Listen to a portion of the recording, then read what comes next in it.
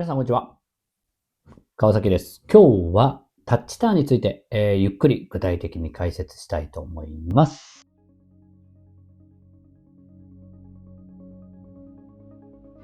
ということで、タッチターン、以前にも動画上げさせていただいたんですけど、その時は止めたりとか、記入したり、書いたりとかして、ゆっくり説明できなかったので、もう一回ちょっと僕の考え方を1から10まで皆さんにちょっと止めながら動画の中で一緒にレッスンできたらと思っていますので、ぜひご覧いただければと思っています。よければ高評価だったりチャンネル登録していただけると助かります。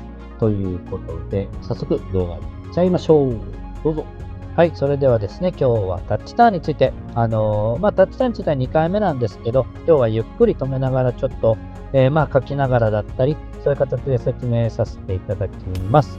以前動画上げさせていただいた時と、注意する点、イメージする点は変わってないです。まずはゆっくり回ること、あとは速度の問題ですよね。僕が思うターンの成功っていうのは、例えば50キロできたら、ターンも50キロだし、戻るのも50キロが正解ですよっていうお話しさせていただきました。その中で50キロになって、一回その速度が0キロになって、また50キロに戻るっていうのは僕の中では失敗ですよっていう話をさせていただきました。その点踏まえて今日聞いていただければと思っています。はい。じゃあちょっと止めてみましょう。実際私がどんなターンになっているのか。このターンをね、綺麗と思うか、そうでないと思うか、美しいと思うか、人それぞれなんですけど、僕は一応結構上手にできてるかなとは思っているので、ぜひ参考にしてみてください。はい。ちょっとスローで動かしています。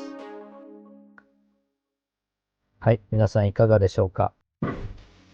もう一度スローで見てみましょう。ちょっと僕の場合は下から入ってきて、上に抜けて、また下に向かって戻っていくといった感じなんですけど、ちょっとここにね、動画貼っときますけれども、いつも例え話で出すジェットコースターがカーブするときって、はい、乗せますね。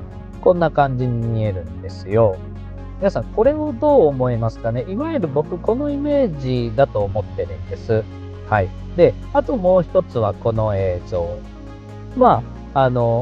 ベルトコンベヤーが動いてる様子なんですね。あとはエスカレーターとかもそうなんですけど、来た速度と帰る速度が同じであって、折り返す時の速度って0キロになったりしないんですよ。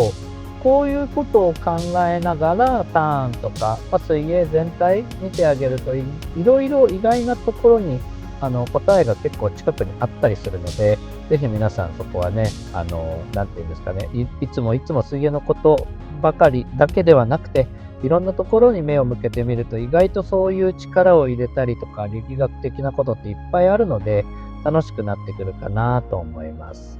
はい。とにかく僕がいつも言ってるのは、ターンの速度を皆さん遅くしましょうって言ってますね。皆さんは、例えば50キロできたら100キロのターンをして50キロで帰るみたいになってしまっているので、そうではなくて、なるべく美しいターンっていうのは50キロで来て50キロでターンして50キロで戻るっていうのをこの動画で目指していただければと思います。では止めて、ちょっと解説しましょうか。はい。ここから、これは、よくあるのは、壁をつかまないとターンができませんっていう方いらっしゃると思うんです。それすごくわかるんですけど、さっきのジェットコースターの思い出していただくとわかると思うんですけど、僕は今、こういう風に入ってきてます。よろしいですか？壁に対して。ちょっと斜め下に上に向かって行ってるような感じ。さっきのね、ジェットコースターの思い浮かべてほしいんです。で、こうすると、はい、壁にはタッチで行けるんですよ。こういう風に。で、このタッチした時っていうのは、頭よりもちょっと上。頭よりも上にタッチしてあげると、タッチでターンできます。はい。で、これがですけど、ちょっと戻しますね。これちょっと動画戻します。これを、例えばですけど、こういう風に入ってくるとするじゃないですか、まっすぐ。これだと、掴むしかできないと僕は思っています。なぜならば、一番減速しないで回る方法っていうのは、軌道をちょっと書きますね。こういう風に入って、ここでターンして、またこうやって戻っていくと良いわけですよ。こういう軌道が結構重要。はい。こういう動きですよね。また下から上に。もう一回行きましょうか。はい。下から上に入って、ここで折り返して、また下に向かっていって上に行くっていうのが僕がすごくポイントにしているとこです。はい。皆さんいかがでしょうか。もう一回見てみましょうか。こういう動作。はい。で、直線に入っていってる場合は、さっき言ったみたいにちょっと色変えましょうか。こういう風に壁に対して入っていきますよね。で、そのままこう戻りますよね。こういう動きっていうのは、一回ここで速度が0になります。0。はい。で、0からまたこの矢印に向かって50っていう速度に変わります。なので、50キロで行きましたよ。0キロになりましたよ。また50キロになりますよ。っていうような動きになっていくので、まず一つ皆さんにお伝えするなら、できる方はちょっと下からこうやって入ってあげると良いのかなと思います。はい。まあそれでもね、そうやってできないっていう方いらっしゃると思うんで、それだったら別に僕は掴んじゃっていいと思うので、ただ、はい、次の説明いきますね。手をよく引きつけるとかっていう話聞くんですけど、引きつけると何が起こるかっていうと、はい、壁がありましたと。こういう風に一回潰れる動作、ここ。っていうのは速度0キロになってしまうんですよ。なので、引きつけるとどうなってしまうかっていうと、いわゆるさっき言ったみたいに0キロになってしまうので、ここ私のね、映像を見ていただくとわかると思うんですけど、引きつけてないんです。そんなに肘こう曲がってないんですよね。はい。一つ気をつけるべき点は、壁を持っても壁を持たなくても一緒ですけど、引きつけないっていうのはポイントです。で、はい、見てください。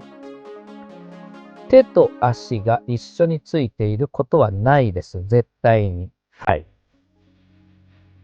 手と足がついていることはないです。で、上半身がこっちに行きますよね。で、下半身はこっちに行くんですよ。はい。わかりますかね。なので、同時に、両方、例えば手つきました。足引きつけましたってなった時に、壁に両方ともついちゃうと思うんです。で、この映像を見ると、壁にくっついてはいないんですよ。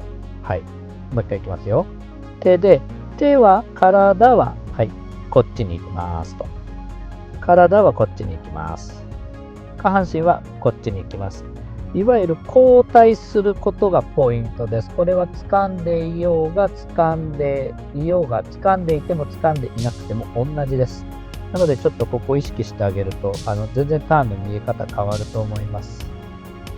で、蹴るときにはこの姿勢になっていますよっていうのがポイント。これが僕が言う50からそのまま速度を落とさず50キロからターンも50キロから50キロのする方法だと僕は思っています。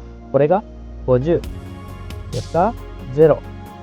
1回0キロに落として、また50っていう動きにしないのがポイントかなと思っていますので、皆さんぜひちょっと練習で試してやってみてください。いわゆるものっていうのは慣性の法則って言って動き続ける性質があるので、その性質をうまく使ってあげるのがポイントかなと思います。